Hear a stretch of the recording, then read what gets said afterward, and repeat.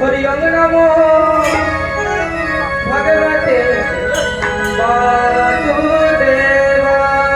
हरि ओम नमो भगवते वासुदेवाय। हरि ओम नमो भगवते वासुदेवाय।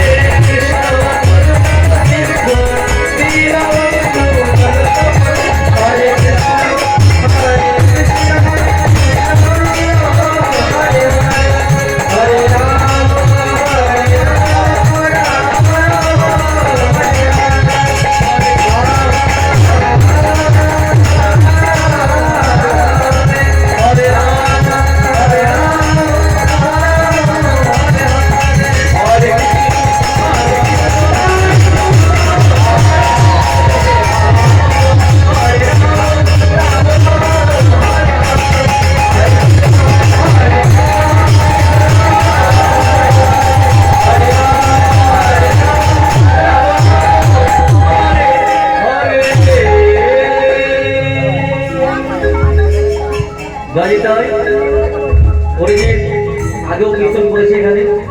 এবারে কমিটির যেগুলা কীর্তন করার কথা বললো বা প্লাস এই টোটাল টিমের সমস্ত খরচাটা বহন করছে হারু পাত্তর এই টিমের খরচাটা বহন করছে। আপনারা সবাই আশীর্বাদ করবেন যাতে আমি এই ছেলেদের নিয়ে খুশি পার্টির বাচ্চাদের চলে সব বিভিন্ন জায়গায় প্রোগ্রাম করি। আপনারা আশীর্বাদ করবেন যাতে এদের নিয়ে সারা জীবন আমি মহাপ্রভুর নামগান করতে পারি। দেখতেই পাচ্ছেন সবই ছোট ছোট ছেলে। আপনারা আশীর্বাদ করবেন যাতে ওরা আপনাদের কিছু হরিকথা শোনাতে পারে। হারু পাত্তর আমি প্রভুর কাছে জানাই ওনার মঙ্গল হোক, ঠাকুর ভালো রাখুক। জয় নিতাই, জয় গৌর। অরিজিৎ বর্তমান কীর্তন শিখছে কীর্তন সম্রাট সুমন ভট্টাচার্যের কাছে। ক্লাসিক্যাল শিখছে আমাদের গ্রামের ছেলে কার্তিক মাঝি। আপনারা সকলে আশীর্বাদ করবেন যাতে এইভাবে ওর জীবনটা অতিবাহিত করতে পারে। জয় নিতাই, জয় গৌর।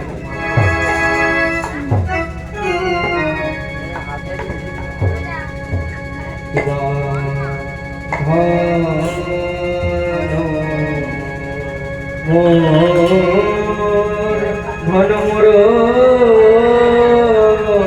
নিতা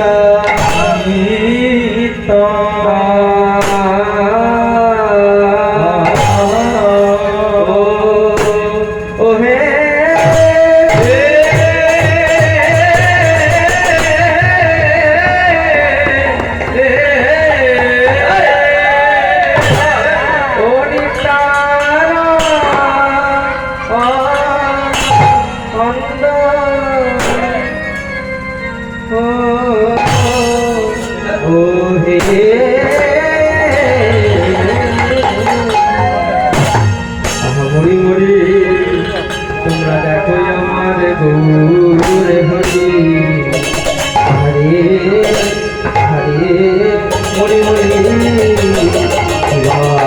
মোর ঘন মোর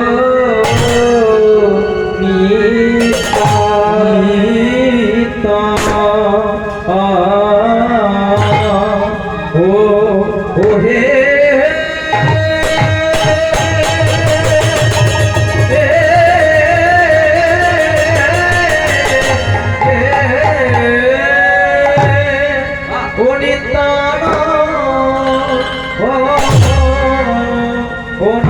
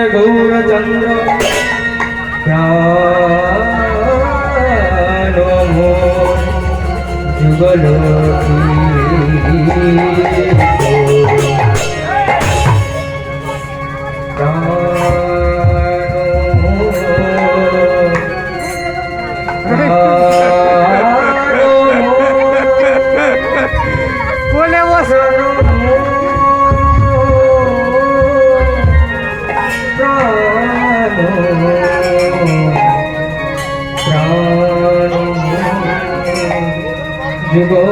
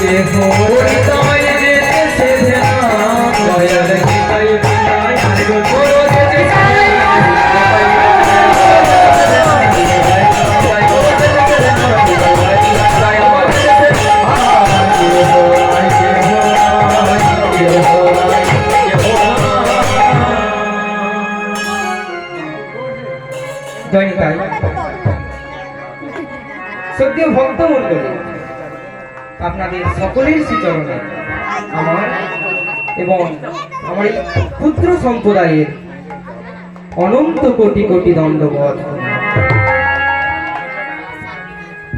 কীর্তন করতে গিয়ে আমাদের অনেক কিছু ভুল ত্রুটি হতে পারে।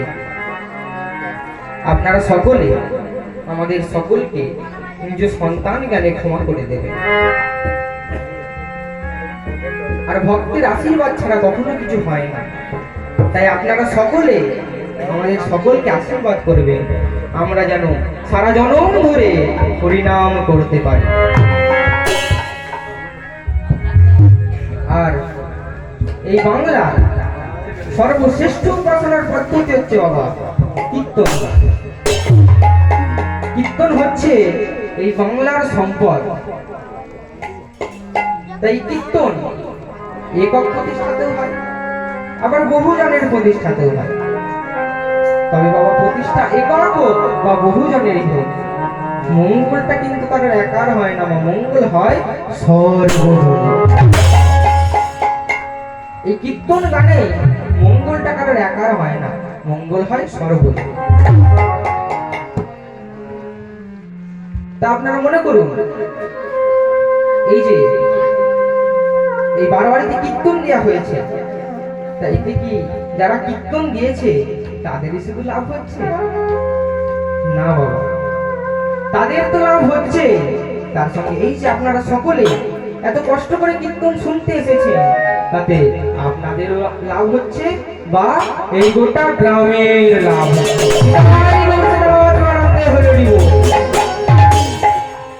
তাই এই কীর্তন গানে মঙ্গলটা কারোর একার হয় না, মঙ্গল হয় সর্বজনীন। তা আপনারা মনে করুন, এই যে কীর্তন হচ্ছে, এই রাস্তা দিয়ে কোনো চোর চুরি করবার জন্য হেঁটে যাচ্ছে, কোনো চোর চুরি করবার জন্য রাতের বেলা এই রাস্তা দিয়ে হেঁটে যাচ্ছে। তখন সেই চোরটি মনে মনে ভাবলো যে এখানে কীর্তন হচ্ছে, তা রাত তো এখন অনেক দেরি, আমি একটু বসে কীর্তন শুনে যাই। তখন সেই চোরটি কীর্তন শুনতে বসে সারা রাত ধরে কীর্তন শুনে সেই চোর সাধু হয়ে গেল। তাহলে তাতে কমিটির বাবাদের কি কোনো লাভ হলো? লাভ হলো? লাভ হয়নি। তাহলে লাভটি কার? না, যে চোর থেকে সাধু হলো তার লাভ। আর যার বাড়িতে চুরি হবার কথা ছিল সেই চোরটি মনে মনে ভেবেছিল জমুক লোকটার বাড়িতে আজকে চুরি করতে যেতে হবে, তাহলে চুরিটা হলো না, তারও লাভ। তাই এই কীর্তন গানে মঙ্গলটা কারো একার হয় না বাবা, মঙ্গল হয় সর্বজনে। আর এই বাংলার সর্বশ্রেষ্ঠ উপাসনার পদ্ধতি হচ্ছে কীর্তন গান। এই কথাটি কে বলেছে? এই কথাটি কে বলেছে? না, এই কথাটি শ্রীমদ ভাগবত বলেছে। শ্রীমদ ভাগবত ঘোষণা করলেন, ইয়াকে সংকীর্তন প্রায়ে যজন্তি হি সুমেধসা। তাহলে এই যে কীর্তন, এই কীর্তন করলে বা এই কীর্তন শুনলে কি লাভ হয়? আপনারা তো দুদিন ধরে কীর্তন শুনছেন, তাই কীর্তন শুনলে বা কীর্তন করলে কি লাভ হয়? বা কীর্তন কিসের জন্য করা হয়? না, এই কীর্তন করলে কি হয়? না, এই কীর্তন করলেও মরতে হয়, আর এই কীর্তন না করলেও মরতে হয়। তাহলে না করাই ভালো। তাহলে আপনারা হয়তো ভাবছেন যে হরিনাম করলেও যদি মরতে হয় আর না করলেও যদি মরতে হয়, তাহলে না করে মরাটাই ভালো, তাই তো নাকি? তবে শুনুন, হরিনাম করলে কি হবে আর না করলে কি হবে? হরিনাম করলে ওই শেষের দিনে রাস্তাটা পরিষ্কার হবে। একটি ছোট্ট কথা বলি শুনুন। একটা বিড়াল, আপনারা সকলেই দেখেছেন, কোন বিড়াল তার বাচ্চাদেরকে এক স্থান থেকে অন্য স্থানে নিয়ে যাওয়ার জন্য কিসে করে নিয়ে যায়? হাতে করে। মানে কিসে করে নিয়ে যায়? হাতে করে? মুখে করে নিয়ে যায়। কিন্তু মুখে করে নিয়ে যাওয়া সত্ত্বেও সেই বিড়াল ছানার গায়ে একটুকু আঁচড় লাগে না। কিন্তু সেই বিড়ালটাই যখন অন্য কোনো ইঁদুর শিকার করে, তখন কি হয়? না, তখন ওই ইঁদুরটিকে ছটকাছটকি করে মরে যেতে হয়, আর সেই বিড়ালটি তাকে টানতে টানতে তার বাসায় নিয়ে যায়। তাহলে সেই বিড়ালটাই তার মুখে করে তার ছানাদেরকে নিয়ে গেল, আর সেই বিড়ালটাই একটি ইঁদুর শিকার করলো। তাহলে বিড়ালটা কি দাঁত পাল্টে পাল্টে শিকার করছে? না। তাহলে আপনারা যদি হরিনাম করেন, ওই ভগবান দূত পাঠাবে, আর সেই শেষের দিনে ভগবানের দূত এসে আমাদের পুষ্পরথে করে নিয়ে যাবে। আর আপনারা যদি হরিনাম না করেন, তাহলে কি হবে? না, এই যমরাজ দূত পাঠাবে, আর এই ইঁদুরের মতো টানতে টানতে নিয়ে যাবে। তাহলে আপনারা সকলে হরিনাম করবেন তো? আপনারা করবেন? তাহলে সকলে হাত তুলুন, হাত তুলুন, হাত তুলুন। যার হাত নেই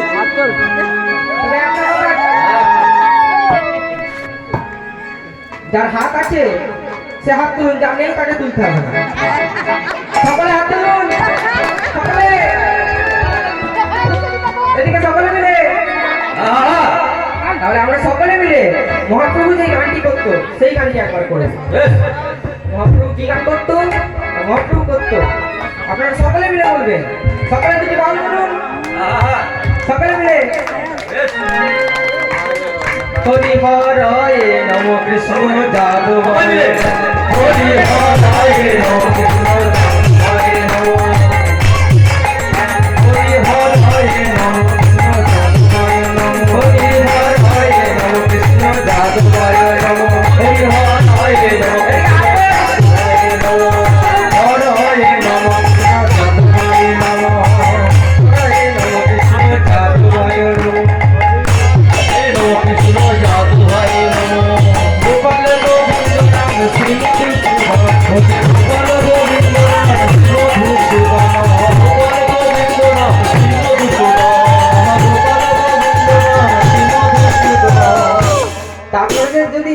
এত বড় বলতে অসুবিধা হয়, তাহলে আমি একটু ছোট করে সকলে মিলে বলবেন।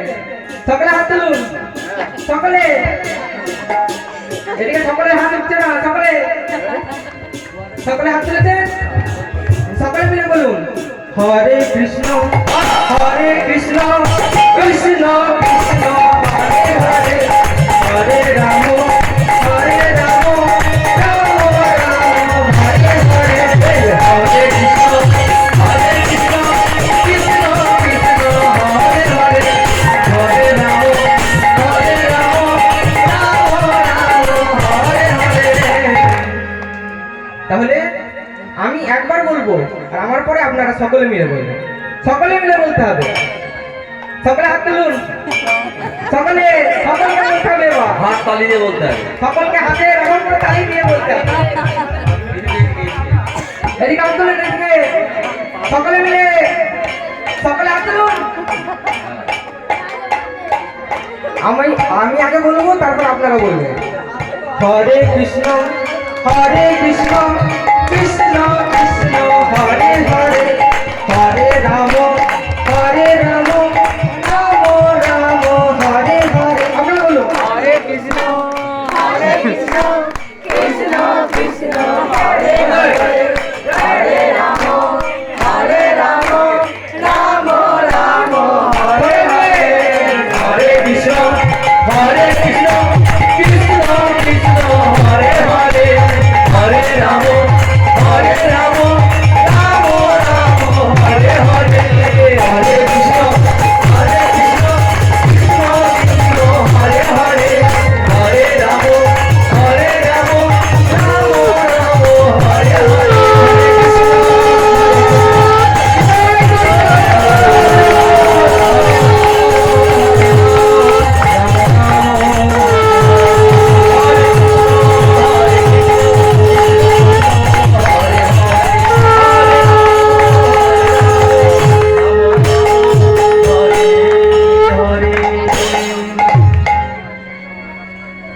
তাহলে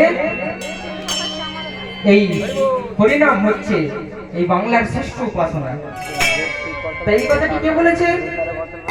না, এই কথাটি বলেছে শ্রীমদ্ ভাগবত। শ্রীমদ্ ভাগবত ঘোষণা করলেন যজ্ঞে সংকীর্তনে প্রায়ে যজন্তিহি সুমেধসা। তা এই যে এই বাংলার শ্রেষ্ঠ উপাসনা হচ্ছে কীর্তন। তা এই কথাটি কারা বুঝতে পারবে বাবা? এই কথাটি কারা বুঝতে পারবে? না, এই কথাটি যারা সুমেধা সম্পন্ন ব্যক্তি তারাই বুঝতে পারবে যে এই বাংলার সর্বশ্রেষ্ঠ উপাসনার পদ্ধতি হচ্ছে কীর্তন। যারা সুমেধা সম্পন্ন ব্যক্তি তারাই বুঝতে পারবে। তাহলে এই যে কীর্তন, তাই কীর্তন গানের প্রাণ প্রতিষ্ঠাতাকে, এই কীর্তন গানের প্রাণ প্রতিষ্ঠাতাকে, না, এই কীর্তন গানের প্রাণ প্রতিষ্ঠাতা হচ্ছে আমার প্রেমের ঠাকুর গৌর সুন্দর।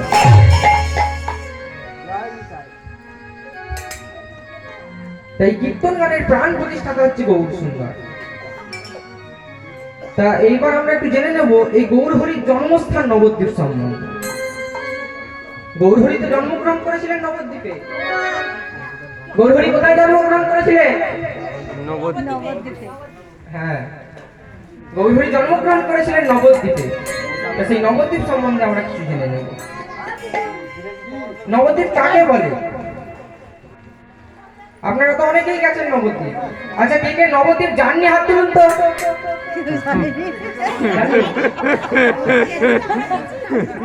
এবার কে কে নবদ্বীপ গেছেন হাত তুলুন দেখি। অনেকেই গেছে। তাহলে এই নবদ্বীপ কাকে বলে? এই নবদ্বীপ কাকে বলে? না, এই নবদ্বীপ হচ্ছে 9টি দ্বীপের সমাহার। সেই 9টি দ্বীপ কি কি বাবা? না, সীমান্ত দ্বীপ, গোত্রুম দ্বীপ, মধ্যদ্বীপ, কোলদ্বীপ, ঋতুদ্বীপ, জম্বুদ্বীপ, মদ্রুম দ্বীপ, রুদ্রদ্বীপ আর অন্তর্দ্বীপ মধ্যে মায়াপুর স্থান, যেথায় জন্মিল আমার গৌর সুন্দর ভগবান।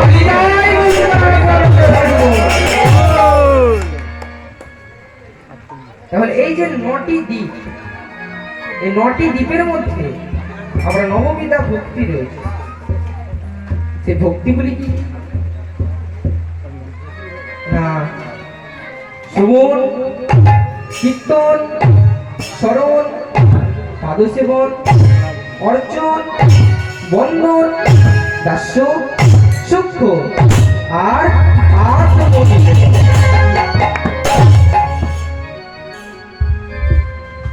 তাহলে এই যে 9টি দ্বীপ আর এই যে নববিধা ভক্তি, তাহলে বাবা কোন দ্বীপে কোন ভক্তি রয়েছে?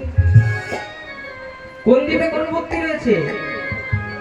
না সীমান্ত দ্বীপ শ্রবণের স্থান, গদ্রুম দ্বীপ কীর্তনের স্থান, মধ্যদ্বীপ স্মরণের স্থান, কোলদ্বীপ পাদসেবনের স্থান, ঋতুদ্বীপ অর্চনের স্থান, জম্বুদ্বীপ বন্দনের স্থান, মদ্রুম দ্বীপ দাস্য